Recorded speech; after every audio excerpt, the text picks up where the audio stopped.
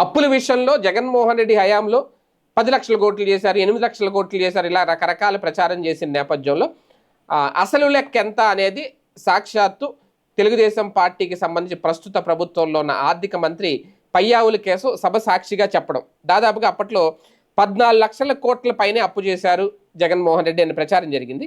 అయితే తాజాగా గతేడాది గవర్నర్ ప్రసంగంలో 10 లక్షల కోట్లని, ఆ సమయంలో విడుదల చేసిన శ్వేతపత్రంలో 12.93 లక్షల కోట్లను కూడా ప్రచారం చేశారు. అయితే తాజాగా ఆంధ్రప్రదేశ్ అప్పులకు సంబంధించి వివరాల మీద లిఖితపూర్వకంగా క్లారిటీ ఇచ్చారు ఆర్థిక మంత్రి పయ్యావుల కేసు.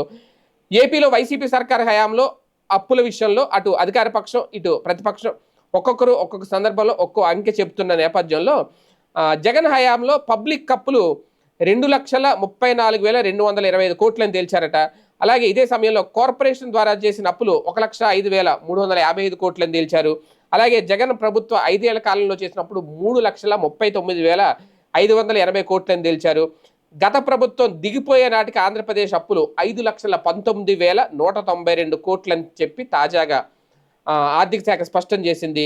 అంటే ఒక రకంగా దీంతో వైసీపీ ఇప్పుడు ట్విట్టర్ వేదికగా మండిపడుతుంది. ఏపీలో 10 లక్షల కోట్లు దాటి ప్రచారం చేశారని తప్పుడు ప్రచారం చేశారు. ఇప్పుడు లిఖితపూర్వకంగా జగన్ హయాంలో 2019 నుంచి 24 మధ్య అప్పు 2.57 లక్షల కోట్ల నుంచి 4.91 లక్షల కోట్లకు పెరిగింది అనేది ఆర్థిక మంత్రి పయ్యావుల కేశవ్ చెప్పిన మాట. అంటే మరి అప్పుడు చేసిన 10 లక్షలు 12 లక్షల కోట్ల అప్పు మాట ఏంటి అంటే జనాన్ని తప్పుదోవ పట్టించారు, తప్పుడు లెక్క చెప్పారు అనేదే ఇప్పుడు వైసీపీ రేజ్ చేస్తున్న పాయింట్.